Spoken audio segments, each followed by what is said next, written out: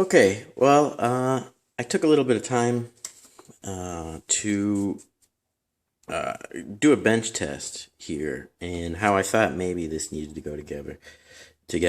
The backup camera didn't actually have a manual, but what I thought was interesting about it was that you do have this really long cable, and it looks like a regular video cable.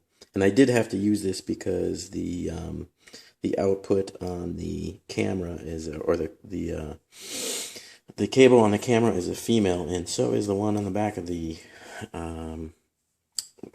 radio. So you have to use like a regular RCA video cable just to get them together. I thought maybe I didn't have to. But what's interesting about this cable is it also has a power line as part of it, which of course is not like a regular video RCA cable. But what I think this means is that here's the power cord for the camera itself, and it's just standard black and red for power. Black, I'm assuming, is ground, so I'm not sure if it's possible here, but I hooked it up to the regular ground I did. That's basically I'm using to power on the radio. And the red, I actually tied into, well, actually I didn't tie it into anything. I did tie it into the RCA cable that connects the backup camera, and then from the backup camera, there's actually a label here for backup camera, and according to the manual, that is the purple white, and that's for the reverse. So what I'm thinking happens is actually back towards the camera, you can actually wire it in to the reverse lights, which should be pretty simple. I imagine you can actually maybe even get instead of a splice connector, you could probably wire it directly into the connector itself. And when those lights come on, basically it provides power to the camera, but at the same time it runs through this extra cable and provides the input to the head unit to say, hey, we're in reverse, switch the input. And I'll give a demonstration of that right here, where we have the camera itself. You can see down here.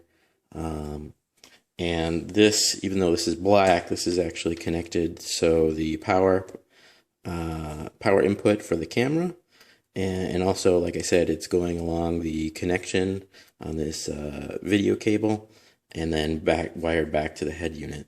So then if I provide source back here to which is also the same source for the radio, we can see the light comes onto the camera, and the monitor actually switches and shows me the source. Now it's actually upside down. I think it's supposed to mount this way here. And I imagine the radio keeps playing on the background. This camera actually has backup lines, which I'm thinking is good. It also has a very bright LED, which I didn't realize. I imagine it'd be helpful. I don't know how bright the backup lights will be. I didn't actually think I would need an LED, but we'll try it, and we'll see how well that works. But you can actually see it does look like very good quality in the backup lines. I'm told the backup lines, at least according to Amazon reviews, you can actually turn on and off, or I thought maybe you could. But I don't see any way to do that unless there's some sort of switch internally. But that's how it works. And then, of course, when you put it in drive, signal switches back to whatever you had before. In this case, it's the radio. So there you go. There's an example of how to wire this with no clear directions except for what you have in the head unit and some common knowledge of red being power and black being ground. So I hope that helps anybody trying to figure that out.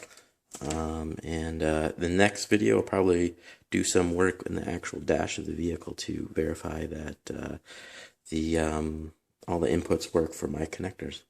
Thanks.